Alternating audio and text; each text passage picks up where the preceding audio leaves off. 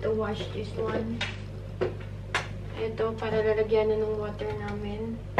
Para ito is matatago ko siya ba? Para hindi siya pakalat-kalat dito sa bahay. Anyway, i-wash natin. And also, ilipat natin yung in-air fry ko kanina. Nakakakain siguro. Alam nyo ba guys? This past 2 days. I think, ano na, simula nag-aral ako, parang lagi akong gutom, as in. Lagi ako nakakaramdam ng gutom. Pag hindi pa naman ako nakakain, naku po.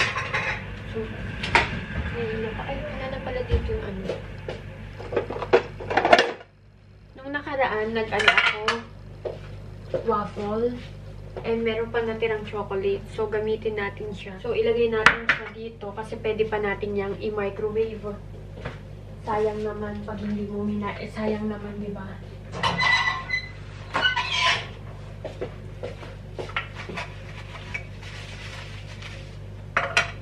Sana lang makasya.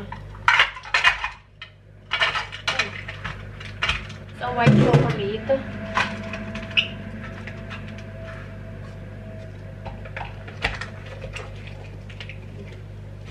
Wow, ang ganda niya, ha? Nasasarado siya kahit full na full. Alam niyo yun. Tapos, eto. Inuwi ito ni Gunnar kahapon. Maganda talaga yung may mga ganito ka. Para, yung mga ganyan na nasa plastic is, meron ng lalagyan. Diba? Baka bumili pa ako ng madaming ganyan. Or, bumili pa ako ng one more na set. Kasi mura lang naman siya, eh.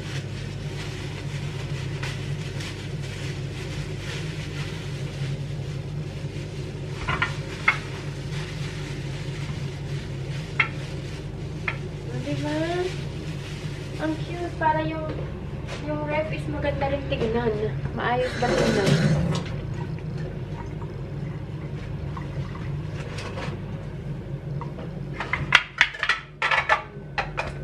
Yan. Diba? Tapos eto, ilalagay ko din siya sa... Pero hindi ko siya tatanggalin muna kasi ano siya, basa. Ay wet, ano ba? Nag-melt ba siya since nandito siya sa labas. Pero pwede pa naman yan.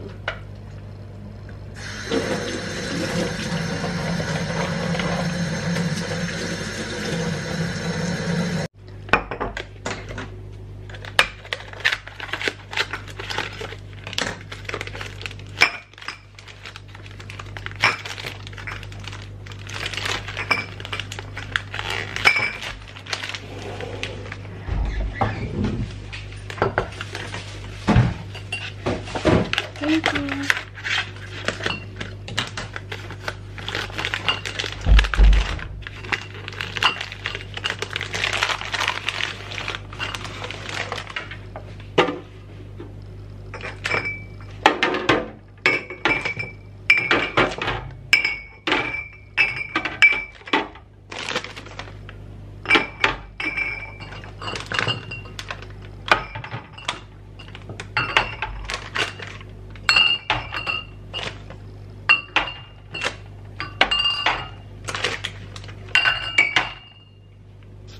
I'm so excited to you guys kung ano yung nasa laman ng loob ng ref namin. Let's make a ref tour. Disclaimer lang po, Hindi pa po ito puno or hindi pa to siya kompleto. But thank you Lord, merong laman ng ating ref. Hindi ko lang siya napuno since may explanation. And also, yeah. Anyway, without further ado, pakita ko na sa inyo yung ating ref. So, yeah, eto nga po pala yung ating bagong ref. Siguro napanood nyo na yan sa ating past video. Ayan po. Ito yung brand niya, Archelic. But normally guys, gusto talaga ni My Love yung meron ditong water, automatic water, and then automatic ice. Na same ng ref namin sa France. But then, ayun nga, hindi siya possible since we don't have enough space here. But anyway, buksan na natin siya. Ito nga, dito nga pala yung buksanan. Medyo ang weird sa baba. But yeah! This is the look of our ref. First, let's start here. Sa taas lang dyan yung mga pang breakfast normally. Like, meron tayo dyang honey. Meron tayo ditong pang ensaymada. Ito, bagoong. And then this one is pa yung sa IKEA na sauce. Nakalimutan magdala ni Gunner ng cream. And then yung mga vitamins. And this one naman is yung mga ginagamit for daily life. Daily life?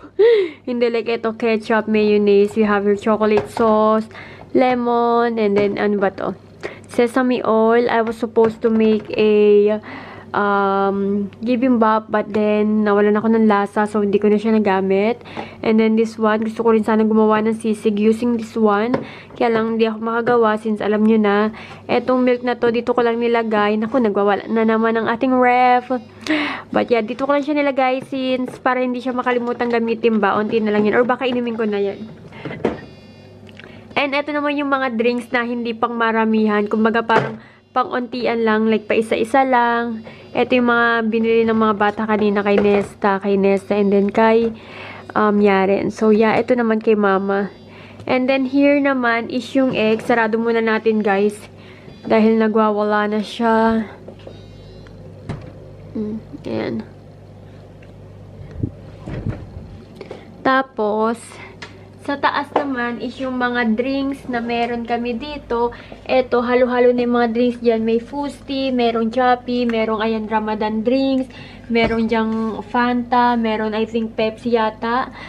Tapos dito naman, etong lahat na to is puro milk. Tapos eto, halo-halo to. Ito yung pinili ni Barbie kanina. Watermelon, meron dyang Red Bull. Tapos doon naman sa likuran is merong Fusti. And then this part, eto yung mga soda or mineral soda, yeah. And this one is yung mga chocolate. Sa likuran yan guys, may gatas kasi marami tayong gatas. Fresh milk, alam niyo naman parang water sa amin dito. Parang tubig yung fresh milk sa amin dito. And then second part naman is hindi pa yan siya po. Nakita niyo naman yung likuran guys. Sobrang laki pa ng space. But yeah, sobrang saya ko lang dahil nabili ko to siya. And ang ganda niya lang tingnan, diba? Ayan na naman siya. Ito yung margarine. This one is the cheese. Ito yung chocolate, white chocolate for the waffle. Ito naman yung, ano ba to? Pickles.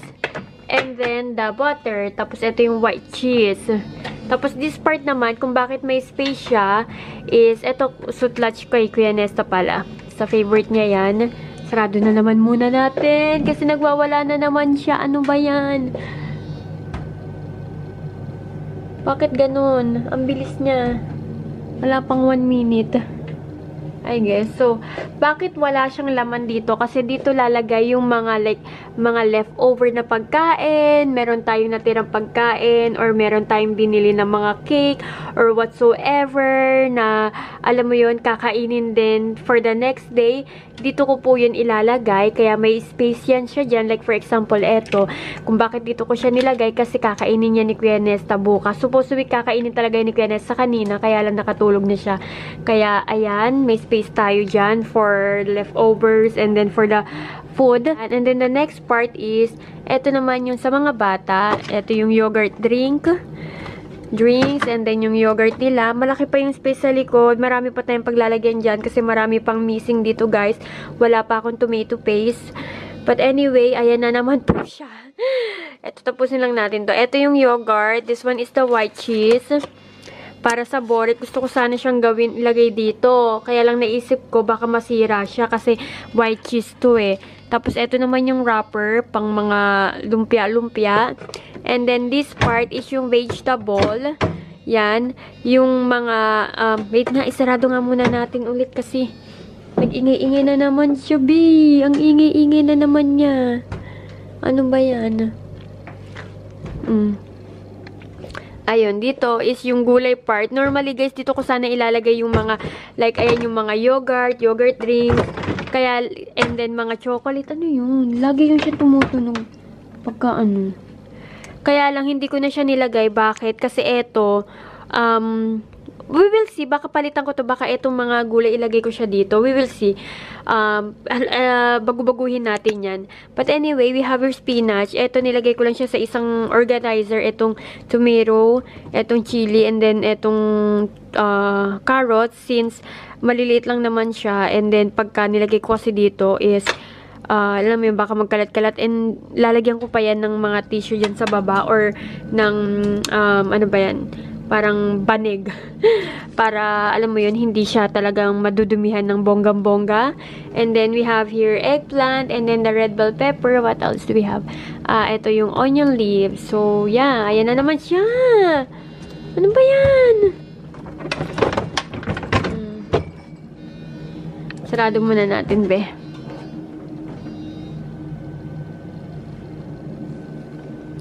O, diba? Ganun lang siya.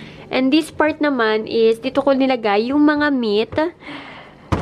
We do have here ham. Ito, nakapakita ko na to yung nag-grocery ako. Ito, we have here doner, mushroom, mga hotdog, nuggets, and then beef, ground beef, chicken wings.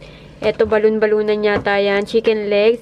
And sabi ng mama ko, etong mga to daw is ilagay sa freezer since alam mo yung baka masira siya kasi may mga expiration yung mga date na like eto. March 26 may expired na siya.